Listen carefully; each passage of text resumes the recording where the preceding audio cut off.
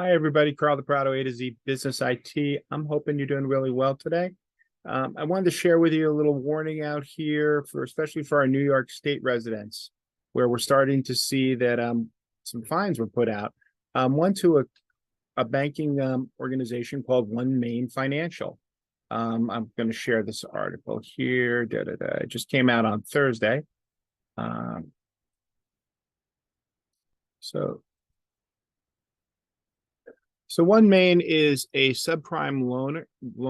It's a subprime bank, and they just, as of Thursday, they were fined $4.2 million because of poor cybersecurity practices. So the penalty came after an examination of the policies. These things go back. It takes a while to get some of these fines to go through, especially when you're dealing with a bank with over $4 billion in holdings.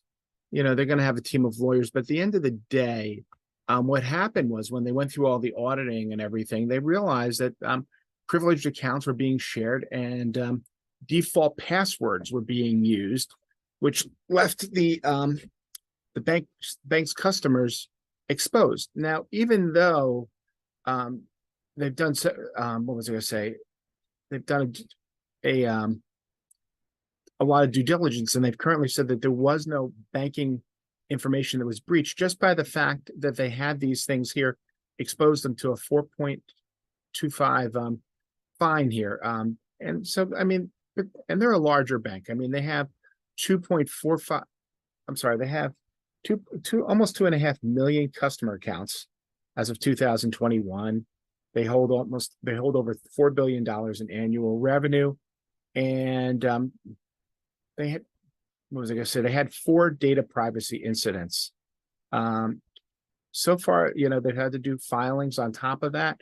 They've had to notify all of their clients in New Jersey and California on top of New York.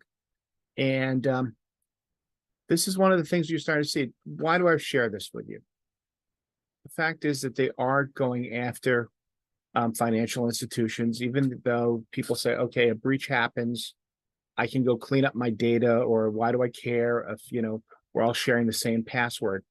Well, depending on what type of non-public financial information you're holding, when regulators come back and audit your systems, they can go back quite a while. I mean, 2016, that's 7 years ago. No, that's 7 years ago.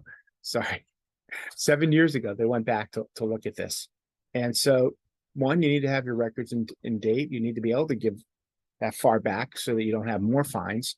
And two, they needed to have good policies in place. The one that was with the default passwords, that one of those breaches happened in 2018. They hadn't even cleaned up their whole act. OneMain Financial wrote a little spin on this. I thought was hysterical. Said the demonstrates the department's dedication to upholding responsibilities of its licensees, particularly when they have access to New York data, New Yorkers' personal information. And, a spokeswoman said, we're pleased to have resolved this historical matter, which has long since been addressed. So they did clean it up, but that didn't mean that they didn't get the fines. And so what you got to look at is, for your business, can you weather, potential fines that can go into the millions of dollars, or even $100,000. Let's say it's even 50,000. Let's say it's not even 4.25 million. Let's say it's just $20,000. Is that worth you having an unexpected expense on top of having a reputation loss? That's always the question I ask. So if the answer is no, it's not okay, feel free to reach out to us, A to Z Business IT. I hope you guys have a great rest of the day. I put a link down below if you need any help. And thank you all. Take care.